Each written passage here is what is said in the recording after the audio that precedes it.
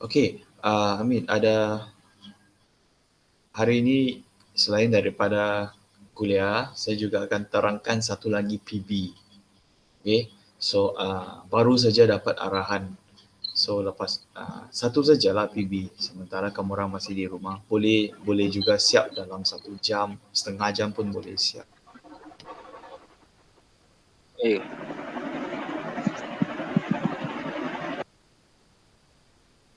Kita berhenti di sini, okey. Pembentukan ion positif dan negatif. Okey, kita just ulang sikitlah. Supaya kau masih ingat. Now, so atom magnesium adalah logam. Okay, so daripada bilangan elektron, okay, bilangan elektron kita dapat daripada uh, jadual berkala. Okay, sebenarnya dia juga adalah bilangan proton. Okay, bilangan proton sama dengan bilangan elektron bagi atom. Okay, so elektron itu mestilah disusun, okay, mengikut tertib 288 begitu. Okey, petala pertama maksimum 2, petala kedua maksimum 8. So yang lebihan di petala ketiga. Okay, so susunan dia akan jadi 282. Bila kau jumlahkan, kau tambah semua, kau akan dapat balik 12. Okay, itu satu cara untuk cek betulkah tidak.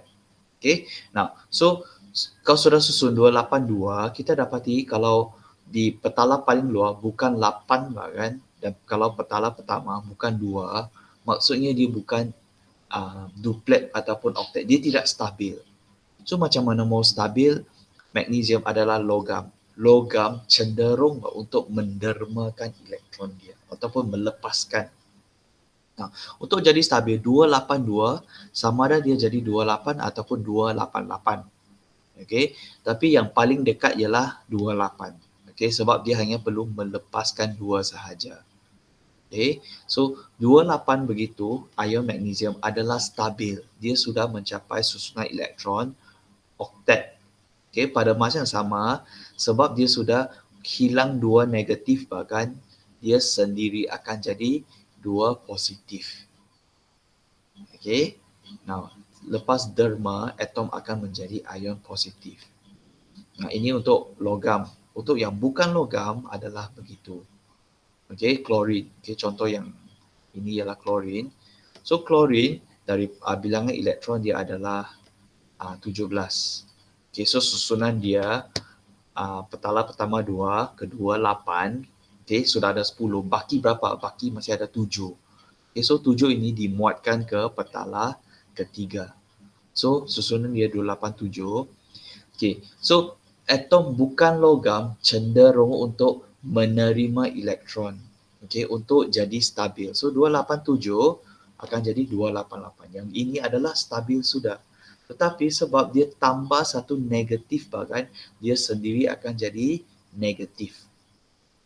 Okay, so secara am adalah begitulah. Okay, now next ialah aktiviti kesan terhadap sesuatu bahan apabila ion terbentuk. Okay, so tajuk dia mengawal pengaratan. Okay, ini adalah sebenarnya adalah eksperimen kah? Kita tengok. Okay, topik berkaitan kakisan logam apabila atom logam membentuk ion positif. Okay, so mana-mana logam pun, okay, kalau pengaratan dia khas untuk besi sahaja. Okay, kalau atom logam, kita kata dia melalui pengoksidaan. Okay, so so kita tahu juga kalau logam letak lama-lama terdedah kepada udara dan air kan, dia akan membentuk lapisan oksida. Contohnya zinc. Okay, zinc bila kau ampai lama-lama dia ada satu layer. Kau perlu gores baru kau nampak layer yang bersinar di dalam. Sama juga dengan karat. Okay, besi kau ampai lama-lama dia akan berkarat. So apa yang kau boleh buat? Kalau kau kasih hakis-hakis, kau kasih gores, kau nampak juga dia punya uh, apa tu, kau nampak dia punya besi di dalam. Okay, so masalahnya ialah salah satu masalah utama dihadapi oleh pengguna jambatan. Okay, ini lagi lah. Okay, tentang keselamatan juga. Okay, pengguna jambatan.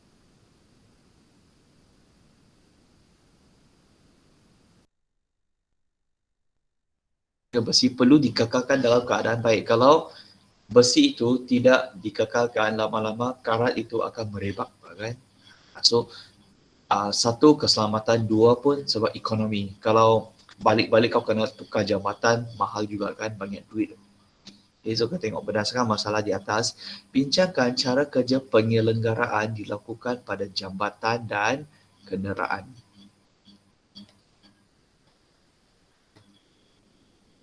Okay, so flashback. Semua atom yang terkandung dalam sesuatu unsur, oh no, lain sudah. Okay, tidak apa. Yang ini sebenarnya more like perbincangan saja. Okay, tapi sepatutnya perbincangan antara kumpulan lah. Saya ingatkan dia ada eksperimen lagi. Okay, tapi tidak apa. Hari ini memandangkan kau seorang saja kan. Nanti buka sekolah kita bincang lah.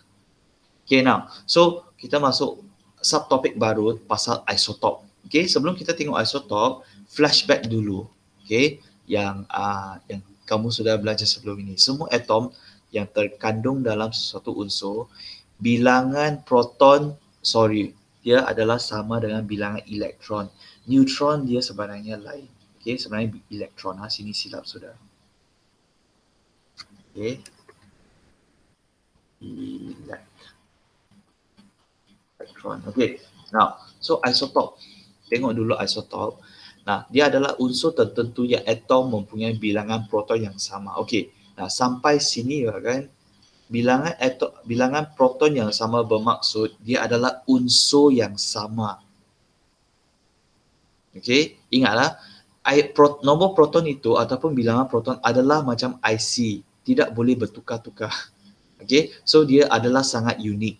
Okey, bilangan proton yang tertentu hanya boleh merujuk kepada satu unsur sahaja. So, macam mana perubahan pada unsur itu selagi nombor proton masih sama, itulah identiti dia.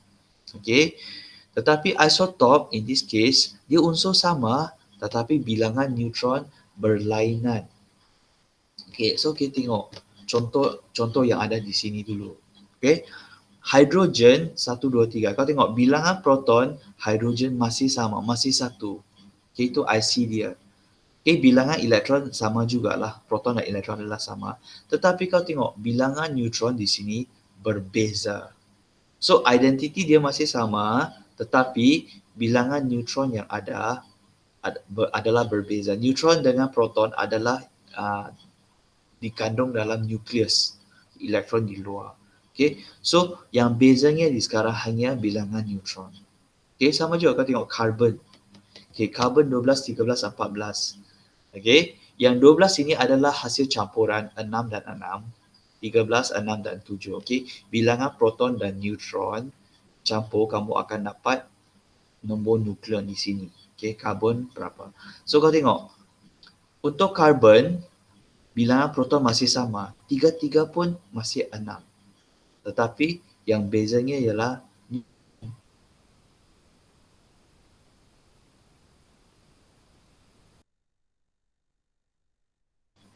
dia sama tetapi bilangan neutron berbeza. Okey, apa lagi? Sini ada lagi. Okey, klorin juga. Okey, ini sepatutnya kamu yang isi. Okey,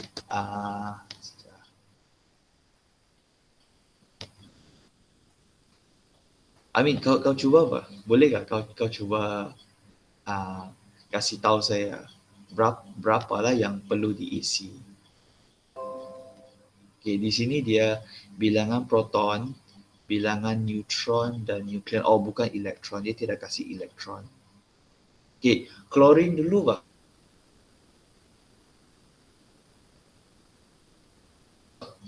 Nombor proton dia berapa? Kau masih ingat kah? Kalau tengok jadual, berapa? Tengok. Kau di mana? Okey. Kalau jadual berkala, okey, bilangan proton adalah 17.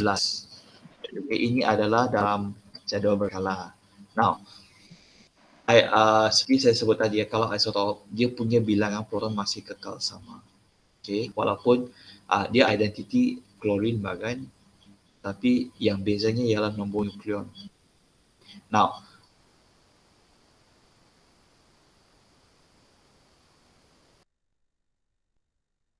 nukleon mestilah 3, 5. Now, so bakinya kalau ditolak adalah nombor neutron.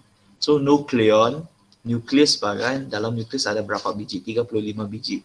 Antara 35 biji itu, 17 adalah proton. Yang bakinya mestilah neutron, 18 biji. Okay. Sama juga dengan klorin 37. Nombor nukleon 37, bilangan proton 17. So bilangan neutron berapa? 37 tolak 17, kau akan dapat 20. Okay. Nah, gitulah. So kamu nampak di sini. Okay, isotop, kalau kamu mau tulis definisi dia kan, ataupun maksud dia, kamu boleh tulis, isotop merupakan atom atau unsur yang sama, bilangan proton sama, tetapi berbeza apa? Berbeza bilangan neutron ataupun beza nombor nukleon. Mana-mana. Okay, sebab dua-dua ini, kalau ini beza, ini pun akan ikut beza juga. Yang sama ialah proton. Okay, now, so radioisotop. Okay, apakah radioisotop? Okay, isotop kau tahu sudah, dia adalah contohnya unsur-unsur yang sama proton, sama bilangan proton tetapi beza nombor neutron ataupun bilangan neutron ataupun nombor nukleon. Okay, tapi radioisotop. Okay, nama sudah radio bahkan dia memancarkan sinaran radioaktif. Okay, dan sinaran itu adalah bahaya. Okay, kenapa ada sinaran? Sebab dia sendiri tidak stabil. Dia akan break. Okay, dia cenderung untuk break dan memancarkan sinaran. Dan jika dikendalikan dengan betul, dia mempunyai kegunaan yang penting. Okay, walaupun bahaya, tetapi tidak semestinya kita perlu menjauhkan diri. Okay, ada kegunaan dia juga. Okay, contohnya dalam bidang perubatan banyak banyak isotop yang boleh dipakai. Okay, natrium 24, kobalt 60, iodin 131. Okay, now yang di sini semua adalah isotop yang tidak stabil. Okay, kalau isotop yang stabil dia tiada sinaran, tiada kegunaan dalam bidang-bidang ini. Okay, so tengok kalau natrium 24 disuntik dalam salur darah untuk mengesan kedudukan salur darah yang tersumbat. Sebab dia menghasilkan sinaran. Jadi boleh detect bah. Okay, boleh pakai mesin untuk detect darah itu ataupun natrium itu sampai mana. Okay, kalau ada salur darah yang tersumbat, natrium tidak akan masuk. Jadi doktor boleh kenal pasti, bahagian sana tersumbat. Kalau tidak, there's no way to know. Okay, doktor perlu bedah satu badan baru nampak, salur darah sana tersumbat. Okay, tapi satu badan sudah dibedah. Okay, so cara ini adalah cara yang berkesan. Okay, kamu tidak perlu bedah satu badan untuk kenal pasti mana yang tersumbat. Okay, so cobalt 60. Okay, ini sangat common untuk bunuh sel kanser. Iodin 131, kadar penyerapan iodin oleh kelenjar tiroid. Kelenjar tiroid ini adalah dia akan menyerap iodin. Kalau tidak, apa kesan dia masih ingatkah? Bab berapa? Bab 4 ke bab 5 kah? Kalau kekurangan iodin, kamu akan ada beguk. Di leher ada bengkak dan beguk.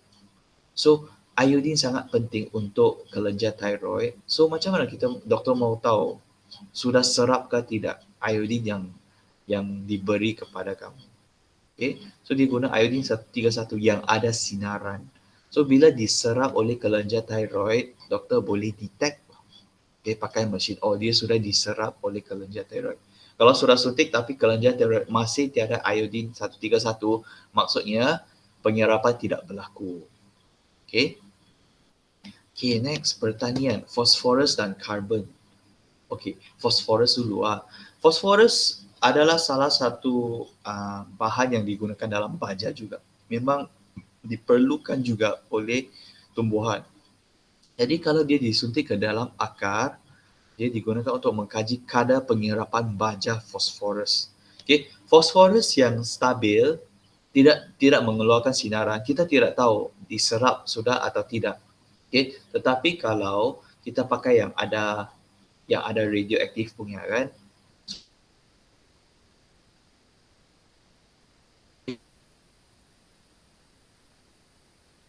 Okey, so karbon 14 teori yang sama, dia mengeluarkan sinaran bahkan. So dari sana kita boleh kaji proses fotosintesis. Okey, sama ada fotosintesis berlaku. Ada tak penghasilan makanan untuk tumbuhan itu. Okey. Next ialah arkeologi dan geologi. Okey, cari gali balik apa tu? Gali balik artifak. Okey. So karbon 14 menganggarkan usia bahan fosil dan artifak. Ini kalau di kelas saya mau lukiskan dia punya apa tu? Dia punya graf apa yang berlaku sebenarnya. Okay, so basically karbon 14 ini dia akan decay, dia akan breakdown. Okay, so dalam badan manusia kita ada nisbah karbon 12 yang stabil dengan karbon 14. Okay, nisbah ini memang kekal sampai kita mati. Bila kita mati, karbon 12 kekal tetapi karbon 14 akan berkurang. So daripada kadar pengurangan dia dan juga nisbah dia kan, kita boleh menganggarkan usia bahan fosil ataupun artifak. Okay. So contohnya tulang-tulang yang ditanam kan, berapa usia kehidupan itu. Okay. Now next ialah teknologi makanan. Okay. So cobalt 60 dia mengeluarkan sinar gamma, boleh membasmi mikroorganisma. Okay. Dia boleh membunuh kuman. Okay. Tanpa mengubah kualiti. Ada orang bunuh kuman pakai ubat-ubat tapi dia akan mengganggu sayur itu bah. So kalau sinaran saja dia just bunuh kuman tapi sayur itu kekal sama. Industri kertas dia pakai americium 241 dia untuk mengukur ketebalan. Okay. So dia sebenarnya mekanisme dia agak menarik juga. Okay. So dia katakan kertas itu makin gulung makin tebal bah kan. So macam mana mesin mau kekalkan ketebalan kertas adalah sama. Okay, so melalui sinaran ini dia detect. Okay, kalau kertas makin tebal, makin bacaan dia akan berkurang. So bila bacaan berkurang, automatic mesin akan kasih nipiskan lagi kertas. Okay. Kalau tidak makin lama makin tebal itu kertas, kualiti terganggulah kan. Okay, dan next ialah penjanaan tenaga elektrik uranium 235. Okay, ini bukan semua negara pakai, tapi setengah negara yang ada program nuklear bahkan, so dia pakai uranium 235 untuk sebab dia menghasilkan letupan. So letupan itu ada banyak haba. Haba itu boleh membekalkan tenaga elektrik. Okay. Okay, so sampai sini saja. Silibus kamu habis sudah. So sekarang yang kita akan fokus ialah ulang kaji sama PB sajalah.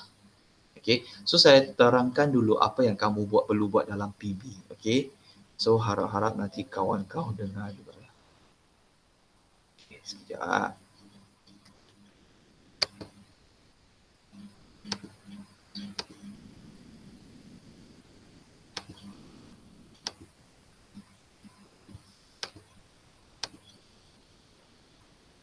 Alright, ini PB. Saya akan, sudah lah. Okay, coming out. Okay, nah ini PB saya akan share dalam group juga. Nanti habis kelas saya share dalam group juga. Okay, apa yang kamu perlu buat, kita cuba fahami dululah. Okay, tugas kamu. So dia adalah kimia dalam, dia ikut bab 2, kimia dalam perubatan dan kesihatan. So ada 2 part, radikal bebas dan bahan antioksida. Let's see.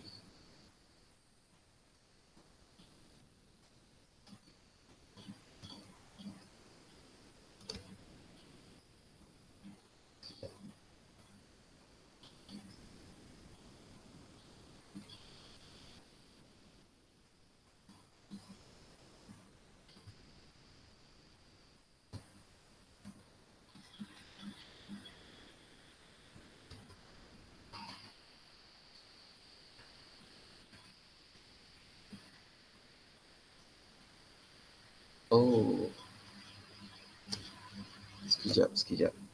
Just a moment.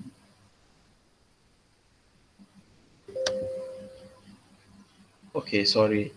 Ini salah saya pula. Okay, sorry. Saya tersilap download. Sekejap. Saya tengah download yang baru.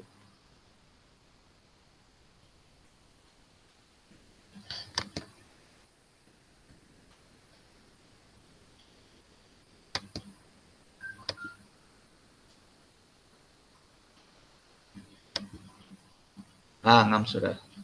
Okay, sekejap. Hmm.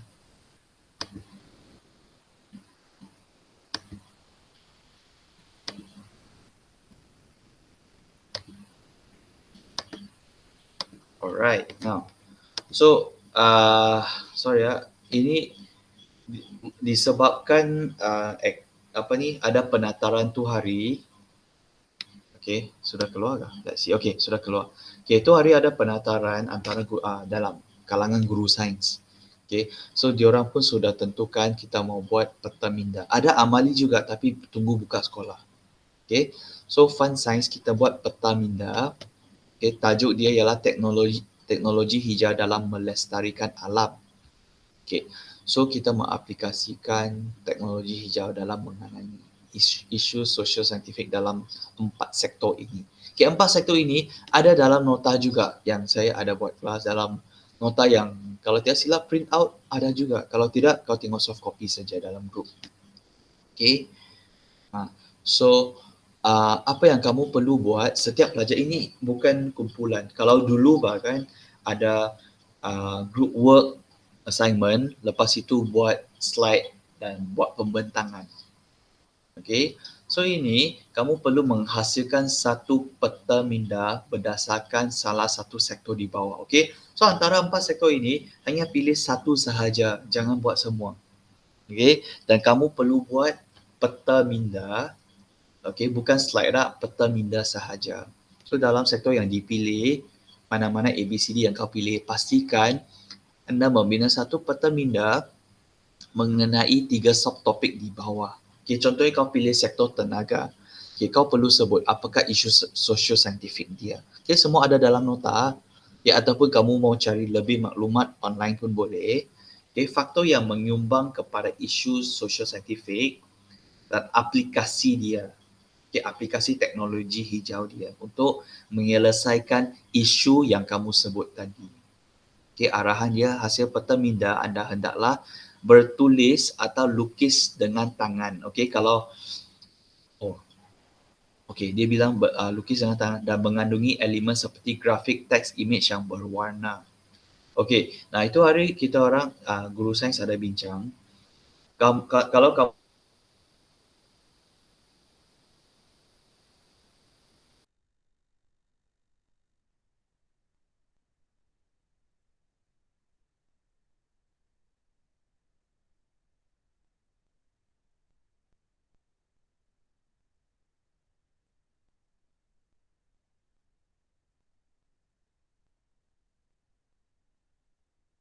Okey, kamu boleh buat grafik dengan sama ada dengan komputer ataupun kalau tiada komputer, tiada apalah, lukis pun boleh. Lukis dengan tangan. Okey, pastikan ada grafik, ada teks, ada image yang berwarna. Okey, nah image ini dari kau saja. Kalau kamu mau pakai kertas dan kamu mau tulis mungkin kamu boleh print out kah ataupun kamu cari mana-mana surat khabar yang kebetulan kamu nampak gambar itu. Okey, kau gunting dan tampal. Boleh. Grafik, grafik maksudnya, teks ialah tulisan, grafik ialah kamu macam image, macam mana? Peta minda sendiri merupakan satu grafik sudah. Okay, so up to you lah peta itu sama ada kamu mau buat yang bercabang-cabang kah, kamu mau buat hierarki kah, mana-mana saja yang kamu rasa sesuai. Okay, ini ikut kamu kreatifan kamu sendiri. Okay, so peta minda adalah hendaklah dilukis pada satu muka surat saja, jangan banyak-banyak. Okay, satu cukup. Okay, rujuk rubrik pemarkahan. Okay, bawah ada rubrik, kamu tengoklah. Okay, macam mana kamu boleh dapat markah maksimum. Okay, so setiap kategori markah maksimum ialah 4. Okay, so pastikan kamu cuba sedaya upaya untuk dapat markah yang maksimum. Okay, so ya itu saja. Nanti saya akan share file ini dalam grup juga. Kiami ada soalan nggak? Ada yang kamu mau tanya pasal apa ni? Pasal PB ni? Tidak juga. Faham. Tidak juga okey, tidak apa. Tapi tenanglah, relax juga sebab masih ada 1 bulan di rumah kan. So ya, tenanglah kamu semua dulu. Okey. Tapi kalau boleh cuba kumpul maklumat sudah. Okey. Itu sajalah. So saya off recording.